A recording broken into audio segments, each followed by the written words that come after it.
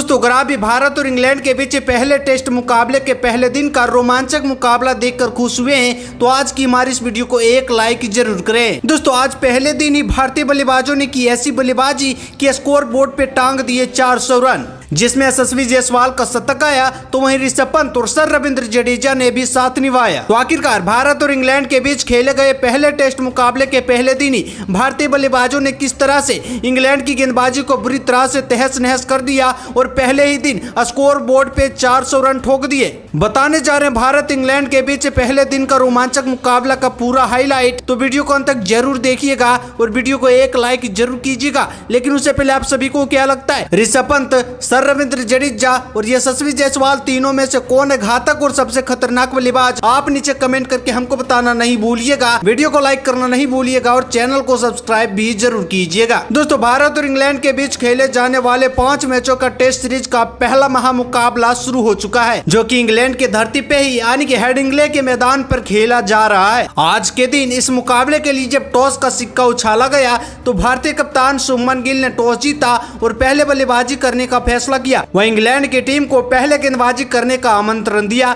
भारतीय टीम पहले बल्लेबाजी करने मैदान पर उतरी तो सभी की निगाहें थी शुभमन गिल और यशस्वी जायसवाल पे, क्योंकि यही दोनों खतरनाक बल्लेबाज भारतीय टीम की पारी की शुरुआत करने के लिए मैदान पर उतरे थे और एक सदी हुई शुरुआत दिलाने की बहुत ही बड़ी जिम्मेदारी इन दोनों के ऊपर थी। और मैदान पर कुछ ऐसा देखने को भी मिला। शुभमन गिल और यशस्वी जायसवाल ने जैसे ही मैदान पर कदम रखा अपने विस्फोटक बल्लेबाजी करने का नजारा इंग्लैंड के गेंदबाजों को दिखा दिया। शुरुआती के 5 ओवरों में ही दोनों बल्लेबाजों ने ताबड़तोड़ बल्लेबाजी का नजारा पेश किया, लेकिन इंग्लैंड के गेंदबाजों को कुछ और ही मंजूर था। पारी के 6वें ओवर में गेंदबाजी पर आए ब्राइडन कर्स ने तीसरी गेंद पर भारतीय कप्तान शुभमन गिल को अपना शिकार बनाया। गुड लेंथ की बॉल पे शुभमन गिल बड़ा शॉट खेलना चाहते थे, लेकिन बैट का इनसाइड एज लेकर सीधा स्लिप पर खड़े सुरक्षित हाथों में शुभमन गिल का कैच गया और इस मुकाबले में शुभमन गिल मात्र 17 रन बनाकर पवेलियन लौटे। लेकिन दोस्तों कहानी यहीं खत्म नहीं होती। तीसरे नंबर पर बल्लेबाजी करने आई क्लासिकल केएल राहुल, जिस पर सभी को यही उम्मीद थी कि आज भारतीय टीम की बल्लेबाजी कर्म को संभालेंगे भी और बेहतरीन प्रदर्शन का नजारा भी दिखाएंगे। लेकिन ब्राइडन कर्स को कुछ और ही मंजूर था। एक बार फिर से उन्होंने अपना जादू बिखेरा और भारतीय टीम के अनुभव खिलाड़ी केएल राहुल को भी अपना शिकार बना लिया। जहां 9वें ओवर की तीसरी गेंद पर ब्राइडन कर्स ने केएल राहुल को इन स्विंगर बॉल पे पैड और बैट के गैप से बॉल को निकाल कर केएल राहुल को क्लीन बोल्ड करके पवेलियन की ओर चलता किया। जहां केएल राहुल आज के इस मुकाबले में मात्र 11 रन बनाकर पवेलियन लौटे। अब केएल राहुल और शुभमन गिल 2 खिलाड़ी ब्राइडन कर्स का शिकार बन चुके थे।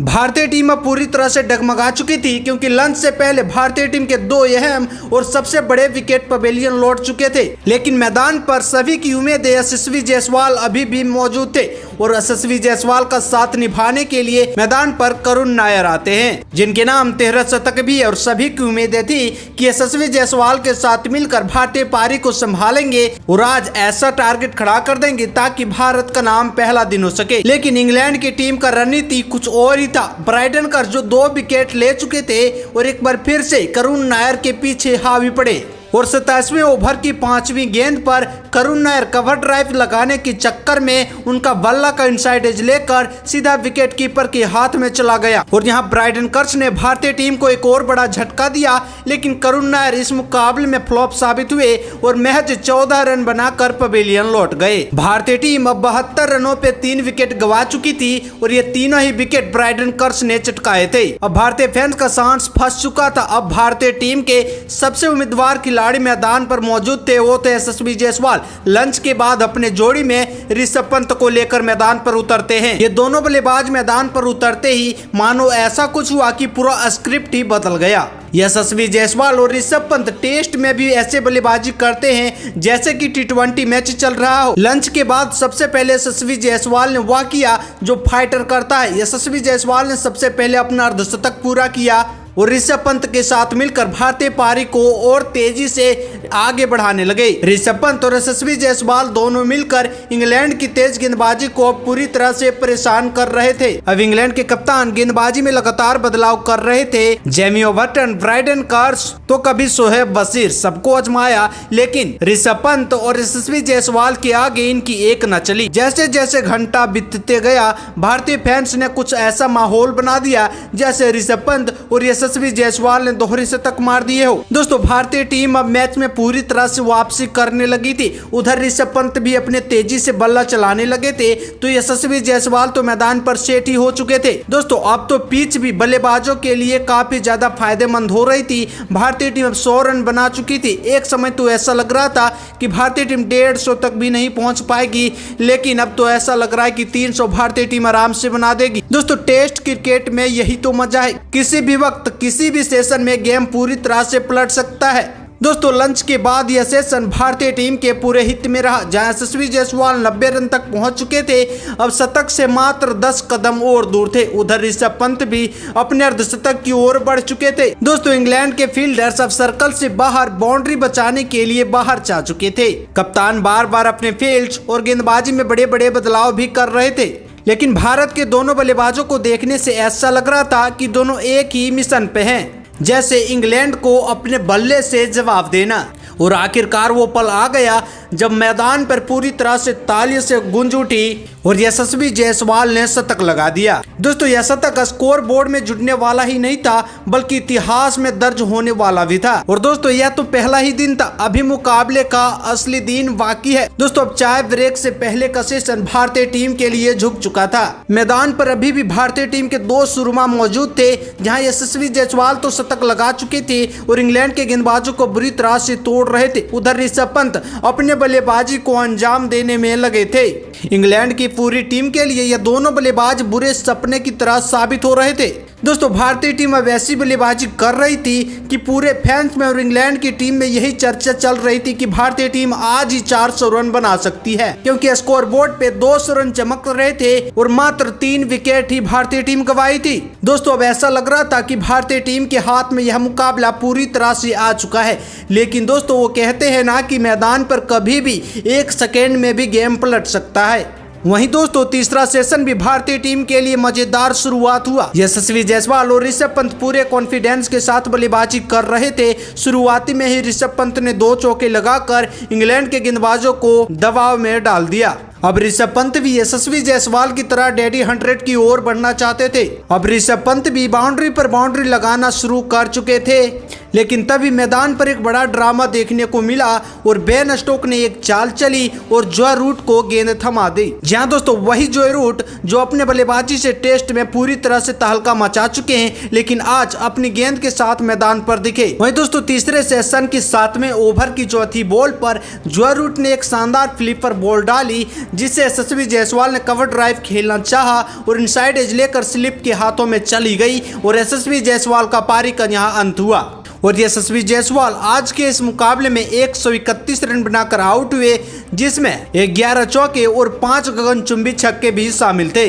दोस्तों इसके बाद मैदान पर बल्लेबाजी करने आए भारतीय टीम के युवा ऑलराउंडर नीतीश कुमार रेड्डी। दोस्तों नाम सुनने में भले नया लग रहा है, लेकिन खिलाड़ी में जोश और जज्बात कूट कूट कर भरा पड़ा है। दोस्तों नीतीश कुमार रेड्डी मैदान पर उतरते ही डिफेंस करने की बजाय तेजी से बल्लेबाजी करने का मन बनाया और तेजी से बल्लेबाजी करते हुए इंग्लैंड गेंदबाजों की धज्जियां उड़ानी शुरू कर दी थी। और दोस्तों ऋषभ पंत के साथ मिलकर भारतीय टीम के स्कोर बोर्ड ही नहीं बढ़ाए, बल्कि इंग्लिश गेंदबाजों का आत्मविश्वास भी तोड़ दिया कि आज ही भारतीय टीम को ऑल आउट कर पाए। दोस्तों नीतीश कुमार रेड्डी 27 गेंदों में 32 रन बना चुके थे और ऐसे ऐसे शॉट खेल रहे थे जैसे फील्डर के बीच से तीर के जैसा गेंद निकल रही हो। वहीं दूसरी तरफ ऋषभ पंत जो अपने बल्ले से चिंगारियों को निकालने का अलाव दे रहे थे और इसी सेशन में ऋषभ पंत ने जोरदार छक्का लगाकर अपना अर्धशतक भी पूरा कर लिया।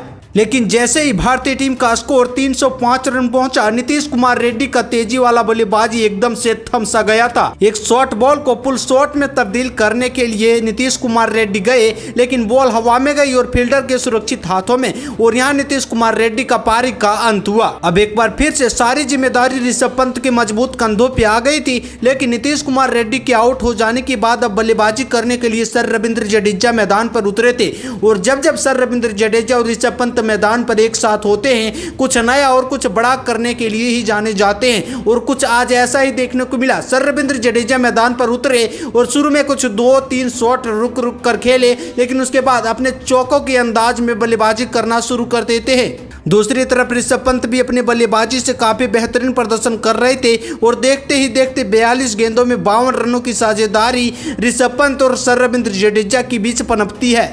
ऋषभ पंत 82 रन तक पहुंच चुके थे। अब शतक के लिए 18 कदम और दूर थे।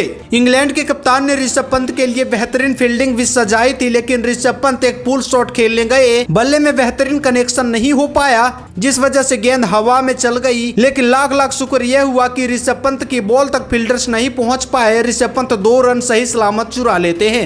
उधर सर रविंद्र जडेजा भी अपनी तेज बल्लेबाजी करते हुए दिखाई दे रहे थे। शोएब वसीर की गेंद पर सर रविंद्र जडेजा ने लगातार 2 चौके लगाकर भारतीय टीम के स्कोर को 390 रनों तक पहुंचा दिया था और देखते ही देखते सर रविंद्र जडेजा ने भी अपना अर्धशतक पूरा कर लिया था। फैंस हर बॉल पे 4 रन करके चिल्ला रहे थे और चिल्लाए भी क्यों ना। भारतीय टीम पहले ही दिन बल्लेबाजी करते हुए 412 रनों का एक पहाड़ जैसा स्कोर बना चुकी थी। जहां ऋषभ पंत 81 रन बनाकर नाबाद खड़े थे, तो वहीं सर रविंद्र जडेजा 51 रनों पे नाबाद खड़े थे और ऐसी बल्लेबाजी करके इंग्लैंड के गेंदबाजों को बता दिया, हम सिर्फ टिकते नहीं, दूसरी टीम पे दबाव भी बनाना जानते हैं। ब्राइडन कर्स जो भारतीय टीम के टॉप ऑर्डर को तहस नहस कर चुके थे, उनकी भी आज खूब धुलाई हुई। तो दोस्तों कुछ इस कदर भारतीय बल्लेबाजों ने अपनी तूफानी बल्लेबाजी से पहले टेस्ट के पहले दिन ही इंग्लैंड गेंदबाजों को बुरी तरह से धोया और 400 रनों का एक पहाड़ जैसा स्कोर बोर्ड पे ठोक दिया। तो दोस्तों भारतीय टीम की इस तूफानी बल्लेबाजी को आप 10 में से कितने नंबर देंगे, आप नीचे कमेंट करके हमको बताना नहीं भूलिएगा। वीडियो को लाइक कीजिएगा, चैनल को सब्सक्राइब कीजिएगा।